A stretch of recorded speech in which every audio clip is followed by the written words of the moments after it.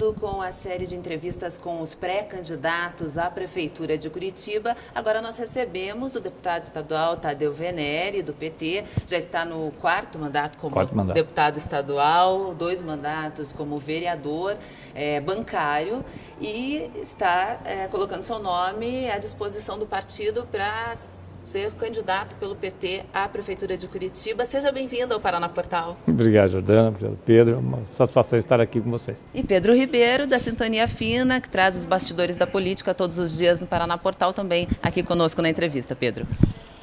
Deputado, muito obrigado pela sua presença aqui no nosso estúdio, na nossa humilde redação, Jordana? Eu gostaria de fazer já uma pergunta para o senhor. A respeito desse problema político nacional, onde a presidente Dilma Rousseff do PT foi afastada temporariamente. Eu pergunto, isso vai atrapalhar ou não o projeto seu de candidato à Prefeitura de Curitiba? Pedro, eu não diria que é um projeto meu, eu diria que o projeto político do PT, obviamente que ele sofre uma grande, não temporário, mas eu acho que por um tempo muito longo ele sofre um grande impacto com tudo isso. É inegável que tudo o que está acontecendo hoje, neste primeiro momento, ele afeta muito mais o PT do que qualquer outro partido. Agora, também é inegável que está sendo colocado em xeque todo o nosso sistema político. Eu acho que os partidos políticos, da forma como eles se organizam, eles não conseguem mais responder às demandas da população.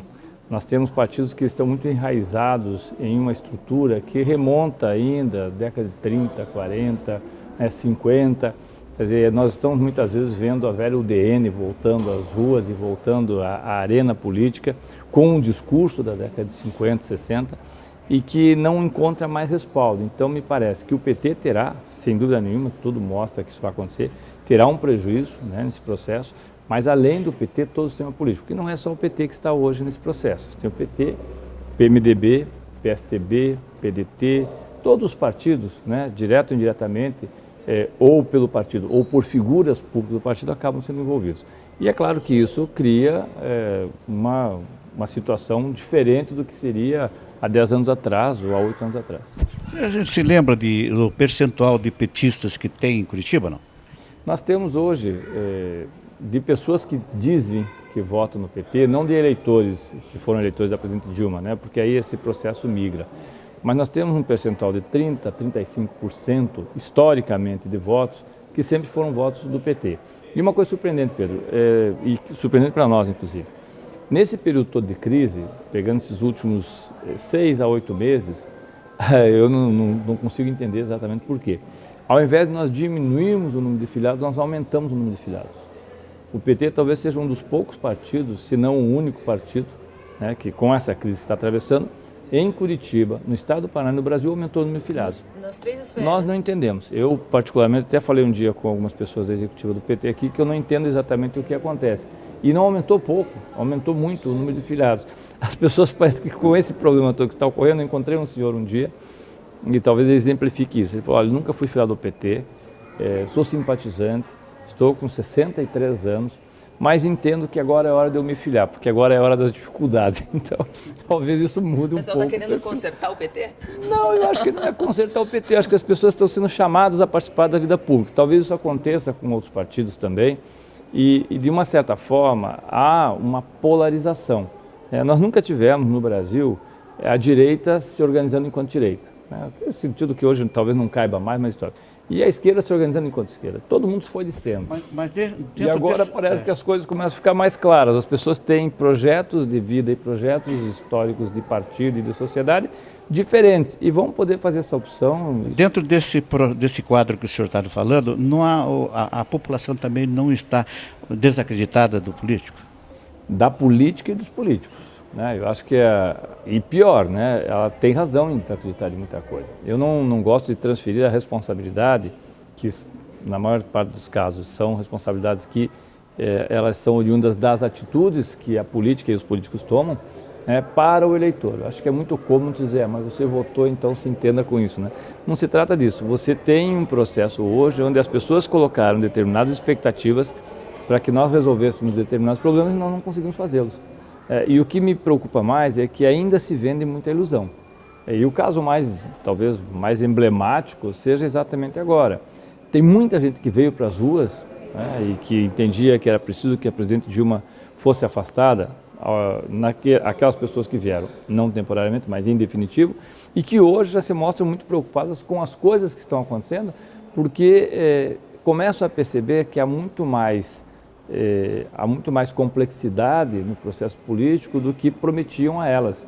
E não basta você subir no caminhão do som, não basta você trazer as pessoas para a rua, não basta você dizer que a solução está em afastar João e botar Maria, porque depois você começa a ver que as coisas estão muito mais arraigadas, num processo muito mais profundo. Talvez seja isso que decepciona as pessoas. Claro, contribuir para isso, o Congresso ter votado para aumentar 14 mil cargos em comissão e os líderes partidários dizer que não sabiam, contribuir para isso, você tentar fazer um aumento dos deputados, que para mim é uma coisa totalmente absurda, porque não há por que fazer isso.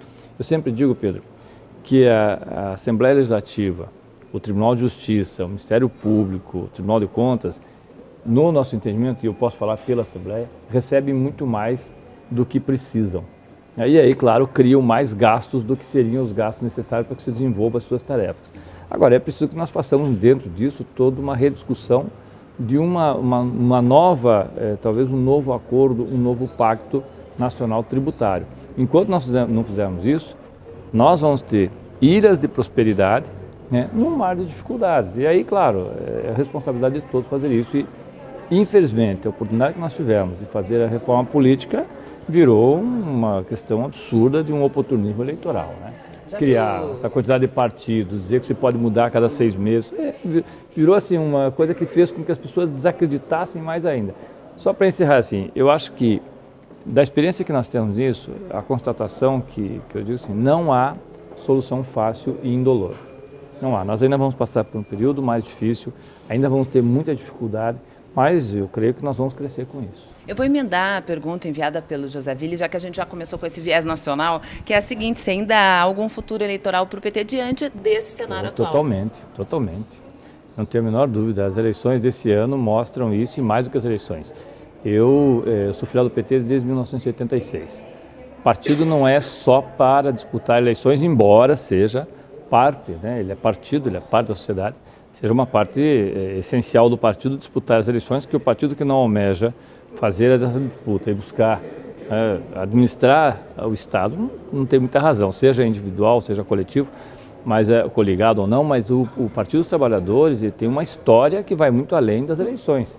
As mobilizações sociais acontecidas, os processos onde essas pessoas se envolveram, a construção de políticas públicas, elas não têm a exclusividade, seria uma arrogância pensar isso, do PT, mas elas vêm dentro de uma linha e de um projeto de Estado que há mais de 100, 150 anos vem sendo desenvolvido e vem sendo debatido. Então, não tenho a menor dúvida que será o PT, e se não fosse o PT, seria outro partido, mas que isso iria continuar, não tenho a menor dúvida disso. Deputado, falando um pouquinho sobre Curitiba, uma dívida de 1 bilhão e 75 milhões te assusta para administrar a cidade ou não? Tem uma controvérsia nessa dívida. A dívida de Curitiba, ela tem hoje em torno de 450 milhões, 500 milhões, que é a dívida real. O que eu digo que é a dívida real? É a dívida que já venceu, né? Coleta de lixo, fornecedores, uma série de empreendimentos que foram realizados e que não foi pago. Isso é uma dívida real, já está lá. Você ir lá fazer a conta na panificadora e não pagar, é uma dívida real. Você ter uma casa que você comprou para pagar em 30 anos é uma dívida também, mas que ela tem um prazo. Então, se nós não separarmos isso, a impressão que dá é que no dia 2 de janeiro de 2017 você tem uma fatura de 1 bilhão. Não é. Você tem uma fatura hoje, né, e que é grave. E que cresceu muito. De 450, 500 milhões de reais, que ela foi se acumulando. Uma parcela dela é dívida que vem sendo acumulada ao longo dos anos. Eu sempre lembro que eu fui vereador com o prefeito Rafael Greca, que deixou uma dívida para o prefeito Castaniguchi, que deixou uma dívida para o seu secretário, à época, né, secretário de Transportes, que era o hoje governador Carlos Alberto, que foi prefeito de Curitiba, e que deixou também uma dívida, né, pelo seu vice-prefeito Luciano Juto, para o prefeito Gustavo Fruit. Então, o Luciano deixou, mas esse processo ele acontece ao longo do tempo. Eu acho que o que tem que se encontrar é uma forma de você equalizar isso. Dívidas, elas existem. Mas devendo para fornecedores 450 milhões, não é grave? É grave. Essa é uma dívida muito grave. Ela é tão grave quanto a dívida que teve o governador Carlos Alberto Richa e que fez com que ele buscasse, que aconteceu aquela tragédia, inclusive, né, no dia 29 de abril, que era sacar 800 milhões, na época queria 8 bilhões, 800 milhões do Fundo de Previdência e fazer isso. Aliás, isso, Pedro, tem uma similaridade. Você sabe que o Fundo de Previdência, aqui o IPMC, dos servidores do município, também passa por um processo semelhante. Havia um acordo que foi feito entre o ex-prefeito Carlos Alberto Richa e o IPMC, para que se passasse, essa dívida fosse paga, assumida, aliás, parte dos aposentados pela prefeitura. Hoje o prefeito Gustavo Frutti tenta fazer com que isso seja postergado para após o seu governo, fazer 60 meses para negociar cerca de 250 milhões, que também é uma dívida real. Então tudo isso aí vai impactar. Eu acho que a situação do município é uma situação, no mínimo eu diria assim, preocupante, o que não impede, obviamente, que você tente encontrar saída. Nessa linha dos salários dos servidores, a gente tem um pedido aqui, uma pergunta enviada pelo Sindicato dos Servidores Municipais, que questionam justamente essa questão dos comissionados receberem 66% a mais do que os concursados, caso o senhor... Comissionados se fala são os cargos de livre provimento. Exatamente. Não é FG. Porque às vezes, desculpe, Jordana, porque às vezes as pessoas confundem o que tem função gratificada, que é o funcionário de carreira, e por lei só pode ser ele, com aquele que é comissionado, que se faz a nomeação e livre exoneração, livre nomeação. Esse é um debate que nós temos tido sempre dentro da Assembleia, porque eu tenho uma resistência muito grande, sem desqualificar absolutamente, né? Mas aqui você tem um grande número de cargos comissionados, porque os cargos comissionados, com as honrosas exceções, são cargos políticos. Com as honrosas exceções são cargos políticos, são cargos de livre nomeação feito por acordos de partidos, isso em todos os níveis, né? Federal, estadual, municipal, em todos os estados, e que cria uma dificuldade, ainda que sejam profissionais, nós temos que respeitar seu trabalho, mas cria uma dificuldade porque até a cada 4 anos, quando muda, ou 8 anos quando muda o governo, você acaba tendo todo um quadro mudando. Então eu acho que nós devíamos ter uma diminuição, né? Eu pretendo pelo menos discutir muito isso com os funcionários, você ter um número reduzido de cargos comissionados, no mínimo possível, e ter, obviamente, dentro da estrutura, aqueles cargos que são função gratificada para fazer tudo o que fazem. Acho que esse é o sentido. Aí você não teria essa disparidade como tem hoje. Deputado, desde que nós começamos aqui, iniciamos essa série de eleições 2016 a pré-candidatos à prefeitura, a gente acabou tendo uma enxurrada de problemas, ouvimos uma enxurrada de problemas em Curitiba. Existe mesmo tudo isso ou não? Alguns sim, né? Você falou da dívida. Uma das dívidas que nós temos hoje, por exemplo, é com a Cavo. O lixo em Curitiba é um problema que vem se arrastando aí há pelo menos 6 anos. O tal do metrô vem desde 1969. As pessoas às vezes pensam que o metrô é uma coisa recente. Não, desde que o prefeito era o Marçabag, acho que era o Marçabag que era o prefeito, já vinha fazendo esse debate. Depois em 2002, aí 2006, depois o eixo metropolitano, que virou BR-116, 476, eixo metropolitano e linha verde.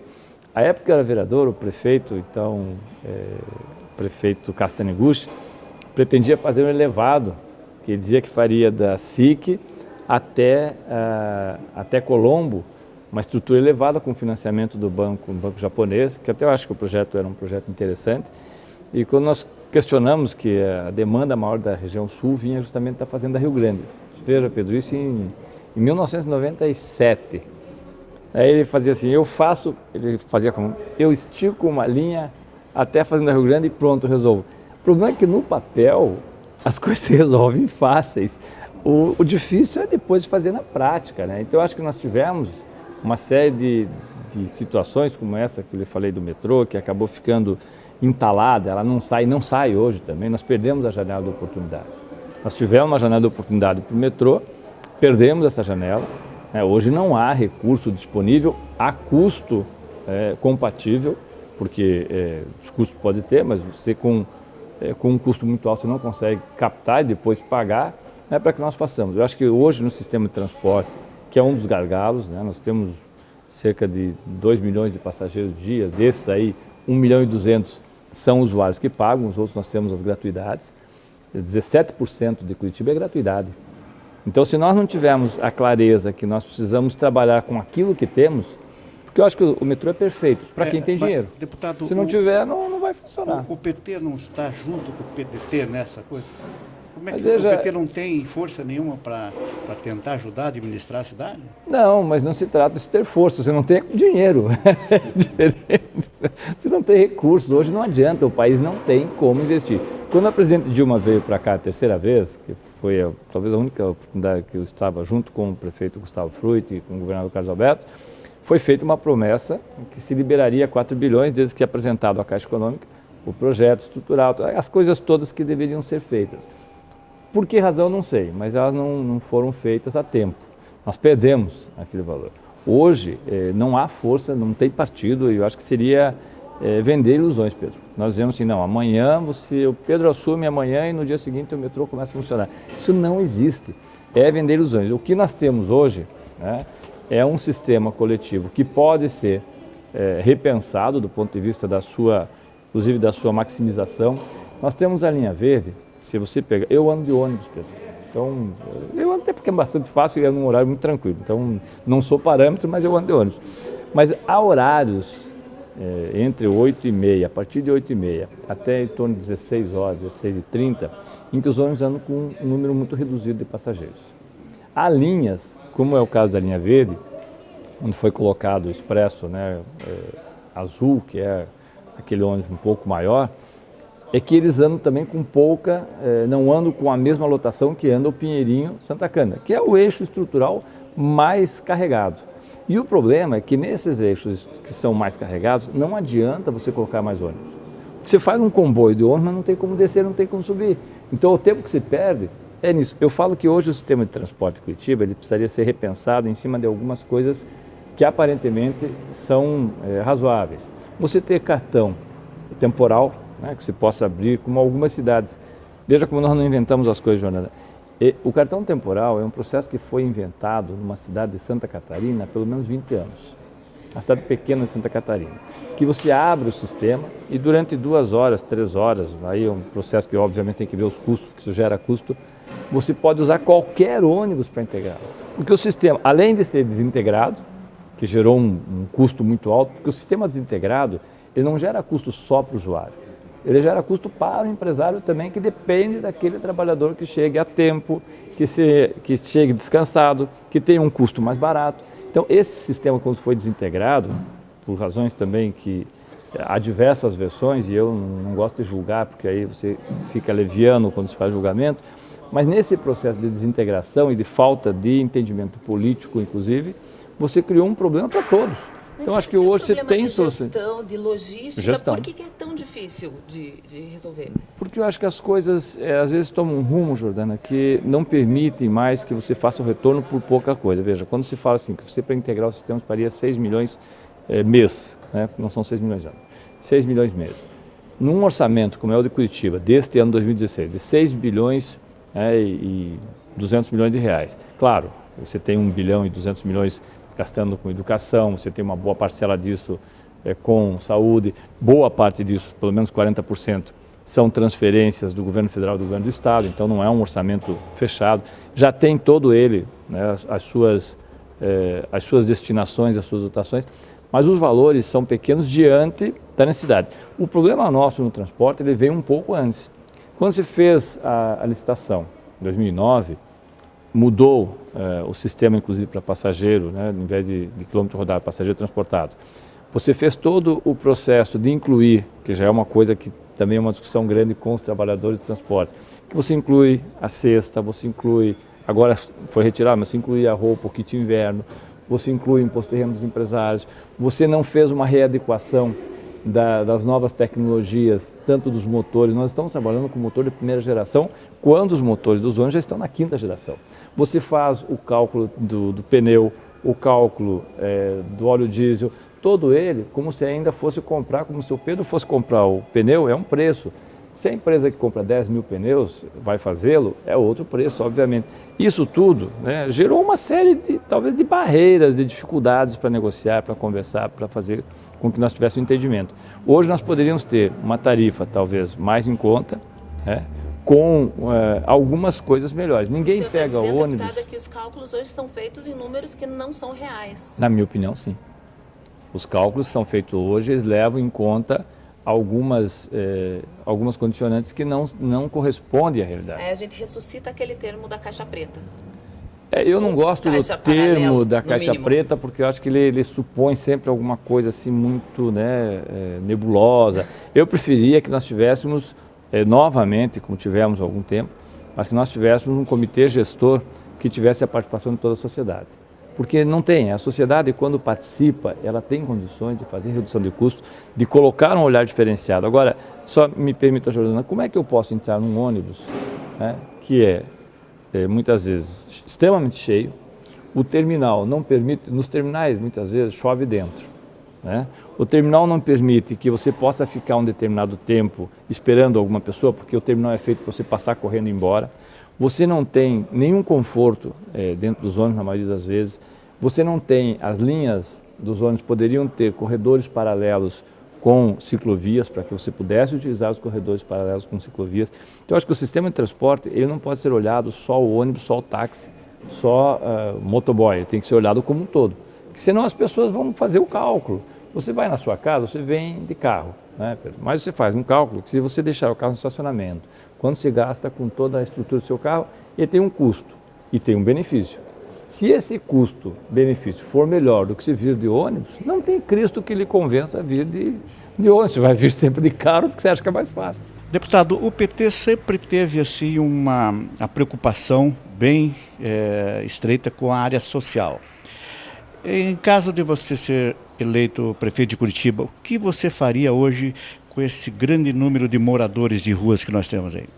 Pedro, morador de rua tem duas situações. Primeiro, assim, morador de rua é um processo que não é novo, ele só é maior, né? Nós conversávamos um pouco antes, falou que veio para Curitiba em 72, né? Exatamente. Mesmo ano que eu vim. Você deve lembrar que nós tínhamos algumas pessoas que moravam nas ruas em Curitiba em 72. Eu lembro que eu morava numa pensão e tinha um morador histórico que ele morava na frente da minha pensão, aqui na Saldanha Marinho.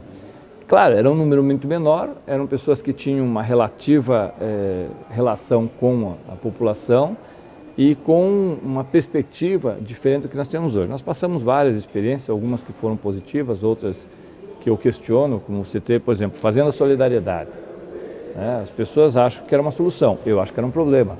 Fazenda Solidariedade, deve saber, era uma fazenda tida como exemplo, mas lá para fora de Curitiba, né, quando se vai para Campo Magro, e que levava as pessoas voluntárias, ou às vezes não tanto, né, para lá, ficavam lá, alguns tinham quase ordem unida, né, na época eu lembro que nós questionamos muito isso, e que em última análise se fazia um processo de entregar a passagem, se o sujeito não queria ficar aqui, não tinha nenhuma estrutura, entregar a passagem para que ele voltasse para a cidade de origem. Eu não penso que isso seja a solução, porque o prefeito chega na cidade de origem, o prefeito devolve para outra. O problema do morador de rua, eu penso que tem dois viés. Primeiro, a pessoa que quer ficar na rua. Há pessoas que, de fato, ficam na rua por ser não uma opção na sua totalidade, mas uma opção de morar na rua. Essa pessoa que quer ficar na rua, ela tem que ter uma abordagem.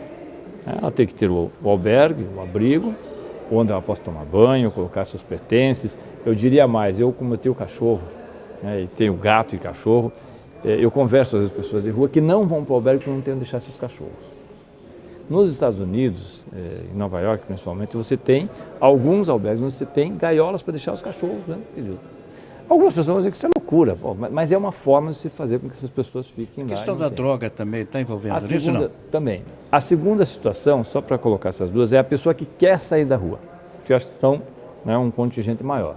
Essa pessoa que quer sair da rua, você tem que dar condições para que ela tenha emprego, para que ela tenha qualificação, para que ela encontre outras alternativas. Agora, quem quer ficar na rua, não sou contra, desde que não atrapalhe a sua condição de transitar pela rua. O que eu não posso é eu, que não moro na rua, ser impedido de chegar à minha casa porque tem um colchão na frente, porque tem um fogão na praça, porque tem as pessoas que, por alguma razão, desestruturam e têm, obviamente, não voluntário, mas acabam tendo problemas psíquicos, tem problemas com álcool, tem problemas com drogadição. Isso, a situação é que a prefeitura tem que abordá-los com situações diferenciadas, porque senão não dá. O crack hoje é uma epidemia. O crack, mesmo do que um problema de segurança pública, porque não é o crack que é o problema de segurança pública, não é a cocaína, não é a maconha, é quem trafica. É muito mais. Ele é a ponta. Eu sempre penso que a ponta às vezes é mais visível, mas tem que olhar Mas quem tem quem essa faz. lógica normalmente defende descriminalização. Não necessariamente só descriminalização. Eu acho que você não pode punir o usuário e não punir quem trafica. O usuário, o pequeno usuário, eu sou presidente da Comissão de Direitos Humanos da Assembleia, então eu acabo recebendo muita crítica por isso. Mas o pequeno usuário, ele muitas vezes é usuário e passa a ser traficante por conta do uso. Na maioria das vezes. Agora, o tráfico, para nós não sermos hipócritas, ele não é objeto de uma camada social. Eu digo que você consome muito mais cocaína nos condomínios, ou nos edifícios, ou nas casas, ou nos restaurantes, ou nos bares, ou nos centros de alto poder aquisitivo do que nas favelas. É uma coisa óbvia. E seria hipócrita nós dizemos que não, que você vai em qualquer casa noturna, qualquer uma, que tenha um aglomerado de pessoas, que tenha um poder... Ele é um processo da nossa sociedade. Enquanto houver mercado, vai ter quem venda. Então, acho que nesse processo, só para responder o Pedro, de morador de rua, você teria que ter essas duas abordagens. Quem quer sair da rua? Sai da rua, e só que nós temos pouquíssimos albergues em Curitiba. Eu falei um dia com o Fernando, que acho que você conhece, o Fernando, que era chamado Monge Pé de Chinelo, lá da Chácara Quatro Pinheiros, e eu comentei isso com ele. Pô, Fernando, as pessoas que você conhece, morou na rua, ele foi, inclusive, saiu daqui, voltou a São Paulo, foi a pé, está morando na rua em São Paulo, foi para Cracolândia, deixou a chácara, que ele trabalhou 40 anos com os meninos aqui, tem um trabalho belíssimo, é cidadão honorário do Paraná.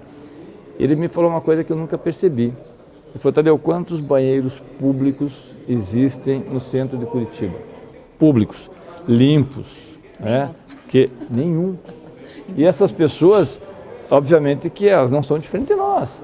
Quantos bares ou restaurantes deixam que essas pessoas de manhã entrem, olha, eu quero tomar um banho, eu quero usar o seu banheiro? Lógico, ninguém deixa, nem poderia ser diferente. Mas nós pensamos só pela ponta, nós temos que pensar no meio. Então, acho que a prefeitura hoje, menos do que só recolher as pessoas, que é um trabalho que eu não questiono, deveria pensar como é que se dá estrutura. Porque no mundo todo nós temos moradores de rua. No mundo todo. São Francisco decretou como um problema social, mas são mais de 50 mil pessoas. Um dia eu vi, inclusive, uma pessoa aqui no Paraná dizer que iria tratar os moradores de rua com a mesma condição de Nova York. Então vamos trazer mais 50 mil pessoas. Nova York está com 55 mil moradores de rua. 55 mil. Olha, não é tão simples de você resolver. Você não pode pegar, como alguns gostariam, jogar todo mundo numa Kombi, levar de preferência para o Rio Gandu, e jogar no Rio Gandu como fazia, ou era acusado de fazer o Carlos Lacerda, na década de 60. Eu acho que isso aqui, embora algumas pessoas achem que é solução, não é solução para nada.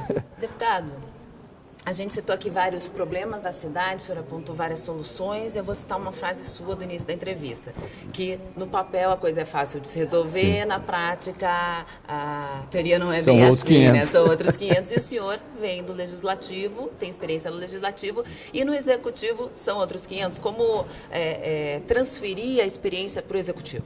Eu acho que a primeira coisa é diálogo. Eu tenho tentado aprender dialogando com todas as pessoas, todos os segmentos e buscando, que não é uma coisa fácil, mas buscando fazer com que nós tenhamos o máximo possível de diálogo e de redução de preconceito. Nós temos muito preconceito, é um processo histórico, não só nós, curitibanos, brasileiros. Eu não sou curitibano, eu sou de União da Vitória, mas me sinto porque vim para cá há 42 anos. Mas a relação nossa, ela é muito de preconceito por defesa. Eu acho que esse processo de fazer o diálogo com todos os segmentos, ele abre espaço para você encontrar soluções. Se elas existem de forma fácil, eu creio que não. Não são fáceis porque mexem justamente, como eu falei, com interesses que muitos deles estão arraigados ao longo do tempo. Vou lhe dar um exemplo. O Instituto Curitiba de Informática. Eu ia abordar isso com o senhor, inclusive. O Instituto Curitiba de Informática nasceu para ser uma organização social. Aliás, a lei das organizações sociais, quando nós votamos, eu fui voto contrário, porque eu entendia que não deveria ser daquela forma. Foi, se eu não estiver enganado, na gestão do prefeito ou Rafael Greca ou Castanho Gucci. Eu lembro que o Rafael Greca defendia, porque dizia que nós não podíamos... Começou com o Rafael Greca, talvez, que ele falava que nós não podíamos contratar anão para circo por concurso. Nós tínhamos que fazer uma organização social para contratar essas pessoas. Nunca ocorreu isso. né? Na verdade, o que ocorreu é que nós criamos o Instituto Curitiba de Informática. E o Instituto Curitiba de Informática, por razões diversas, tomou um vulto, tomou um corpo, e hoje tomou tem toda um processo. Hoje ele é o dono da cidade. A inteligência da cidade está Ele na é o dono mão da cidade. da iniciativa Se privada. você não tiver condições de fazer esse enfrentamento, a cidade de Curitiba fica literalmente refém, sem entrar no mérito, mas refém de um grupo de pessoas que tem a chamada sala de situação. Que acaba com tudo. Mas é uma sala de situação que cria problemas para o prefeito a hora que quiser. Então, acho que isso tem que ser enfrentado. Nós estamos já há 12 anos falando sobre o Instituto Curitiba de Informática. Como falamos sobre a caixa preta da URBS. E o que muda Como com o PT na cabeça de chapa e não na vice? Eu acho que é enfrentar. A vice, por natureza, ela tem uma figura, não só uma figura do ponto de vista institucional, que obviamente dá muito menos poder de decisão, como obviamente o vice é eleito a partir da votação do prefeito. Ninguém elege vice, né? Aliás, se nós elegêssemos isso, nós teríamos repensado a vice da presidente Dilma. Mas ninguém elege vice, você elege o mandatário, você elege o prefeito. E eu creio que o prefeito, seja ele quem for, o próximo prefeito terá que enfrentar o ICI. O ICI hoje tomou um vulto muito grande para a cidade de Curitiba. Como você falou, Jordana, ele tem toda a inteligência da cidade. E aí não dá, você não pode ter, hoje, para você desenvolver um cartão de transporte, você tem que passar pelo ICI. Para você desenvolver central de leitos, você tem que passar pelo ICI. E os funcionários da prefeitura, das secretarias não têm acesso, tem que pedir para Não, o prefeito não tem acesso. O prefeito não tem acesso. O prefeito não tem acesso, não são os funcionários, o prefeito não tem acesso. Isso é uma tragédia. Então, se nós não enfrentarmos o ICI do ponto de vista saudável da administração, né, nós vamos ter esse problema eternamente. Para encerrar, só, senhor, com esse tempo no Legislativo, se sente hoje preparado para assumir a cidade com esses problemas, com esses impasses, com essa dívida? Eu acho que problemas foram feitos para serem solucionados, né, Jordana? Eu estou muito animado com isso, porque assim, nós estamos numa situação do Partido dos Trabalhadores, da política de Curitiba, da política, e eu falo de Curitiba com todos os questionamentos, do Estado, porque o governador Carlos Alberto tem muitos problemas, do país como um todo, uma situação muito difícil. Muito difícil. E acho que justamente por isso que é o momento, talvez, que nós possamos fazer um debate muito diferente do que sempre foi feito. Nós tivemos as últimas campanhas e que a campanha em si resulta, depois, dependendo de como ela seja feita, resulta num processo eleitoral que a campanha compromete o mandato. Eu não tenho dúvida disso. A campanha em todos os sentidos, pelo custo, pelas afirmações que são feitas, pelas alianças que são feitas, ela compromete o mandato. Pelas dificuldades que nós estamos enfrentando, inclusive o nosso partido, isso nos dá uma liberdade de trabalhar uma campanha como nós nunca fizemos, ou como nós fazíamos há 30 anos atrás, não com os slogans de 30 anos atrás, mas com o método. Nós vamos retornar a alguns debates. Eu, desde o início, tenho dito que essa campanha eleitoral, que eu estou colocado pelo Partido dos Trabalhadores como seu representante, será uma campanha diferente de todas as outras que nós fizemos nos últimos 20 anos. Porque ela não pode. Primeiro, ela não pode prometer coisas que não pode fazer, até porque esteve no governo federal e esteve no governo municipal. Então, há uma corresponsabilidade de afirmações que não podem ser feitas, sob pena de você ter afirmações extremamente levianas.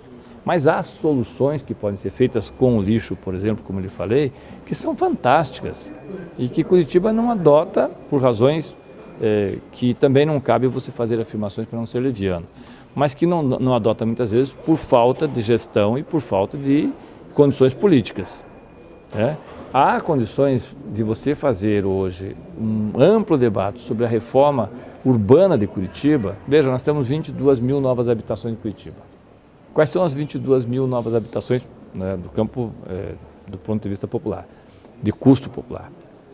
Elas são todas a partir do programa Minha Casa Minha Vida. Ou seja, a Coab deixou de ser, há muito tempo, deixou de ser um espaço para se discutir moradia em Curitiba e passou a ser uma grande imobiliária. O problema, como o Pedro falou, dos moradores de rua, você tem que ter outra abordagem, você não pode continuar tendo a mesma abordagem que você está tendo há 10, 15 anos e que não está dando resultado. Ao contrário, tem aumentado. Ele faliu. Esse sistema, da forma como está, a especulação imobiliária, da forma como tomou conta, o transporte público faliu. Nós vamos caminhar para uma cidade que, se nós não pensarmos rapidamente em ressignificarmos tudo isso, você vai sair da garagem da sua casa e não vai chegar aqui porque não vai ter como. Então, acho que o sistema de transporte hoje pode ser repensado de uma outra forma, pode ser repensado o lixo, pode ser repensado toda a cidade. Para isso é preciso participação. E é isso que eu espero poder fazer. Eu acho que nós vamos repensar a cidade sob uma outra ótica. Pedro, e vai ser muito legal fazer isso aqui. Eu acho que vai ser sua uma pergunta derradeira de atravessar a praça. Por que derradeira de apresentar? Tem uma Já virou tradicional a pergunta para encerrar aqui e acho que hoje faz o maior sentido. É uma pergunta ainda dentro da área social, né? Até fiz essa pergunta para tua colega deputada Maria Vitória. Se você encontrar um pichador pichando na parede, ou pública ou não, o que você faria, deputado? Aí eu pediria para ele por que, em vez de pichar, ele não grafita. Nós temos paredes enormes para ser grafitada. E o pichador tem uma marca. Né? Nós temos vários grupos em Curitiba, todos os bairros têm grupos de pichadores. Eu falo muito isso porque eu gosto muito de futebol. Eu sou filho de ferroviário, neto de ferroviário, torcedor do Paraná Clube, vou em jogos de futebol e você conhece os grupos. E a marca que você deixa na parede é a marca de você existir. As pessoas têm uma tendência a tentar passar a sua marca. É melhor você deixar uma marca ao invés de deixar com pichação, com grafite. Se nós tivéssemos uma cidade grafitada, com vários locais, o pichador não picha em cima do grafite. Então, eu acho que é esse espaço. Por isso que eu falo desde o início, Jordana, eu acho que nós temos que ressignificar esse espaço de debate. Nós não podemos continuar ignorando que essas coisas acontecem. E o senhor, com tantos anos aí, muitas vezes como líder de oposição, uma vez à frente da prefeitura, atravessaria a praça para falar com o governador e negociar? Com certeza. Enfim. Eu acho que as pessoas não podem se fechar, né, na sua pessoa. Eu penso que uma coisa é você individualmente. Eu falo sempre isso, Pedro, porque eu tenho muitas críticas ao governador Carlos Alberto, como tive ao governador Requião. E fui base do governador Requião. Mas ser base não significa ser carneiro. Né? Eu detesto essa história que se é base aliada tem que votar 100% tudo. Tanto é que base aliada do governador Requião, eu votei e fui o único voto dos 54 contra a aposentadoria dos deputados. 53 acharam que tinha que sair, eu fui contra e, felizmente, a aposentadoria dos deputados não passou, porque nós arrumamos uma encrenca danada. Mas esse processo tem que entender, eu acho que tem que ter a humildade de reconhecer que você é muito menor do que o cargo. Se você tem um cargo público, você tem que se relacionar com cargos públicos. Por isso que eu nunca falei absolutamente nada de pessoas. Acho que nós falamos de posturas e de cargos. E, obviamente, que isso eu espero, né? É uma pena que nem sempre aconteça, mas eu espero que essas coisas aconteçam sempre. Muito obrigada pela visita e pela entrevista. Eu que lhe agradeço e agradeço, Pedro, a vocês, estou à disposição. Espero que nós possamos fazer uma boa campanha, todos nós, né, todos que concorrem hoje, porque Curitiba é uma cidade que eu gosto muito de Curitiba. É uma cidade que me acolheu a meus filhos. E eu acho que se puder, eu tenho a obrigação de devolver um pouco da generosidade que ela me ofereceu nesses anos todos. Esperamos que depois da convenção de julho, já como candidato oficial do PT à prefeitura, o senhor possa voltar aqui para conversar. Se quiser, Pedro, eu estou à disposição e também para mim uma oportunidade e uma honra poder estar com vocês. Obrigado a vocês, seus telespectadores, e é sempre bacana a gente vir aqui. E o Paraná Portal segue com a série de entrevistas aos pré-candidatos às principais prefeituras do Paraná, Curitiba, Londrina, Maringá, Cascavel, Foz e Ponta Grossa. Até a próxima.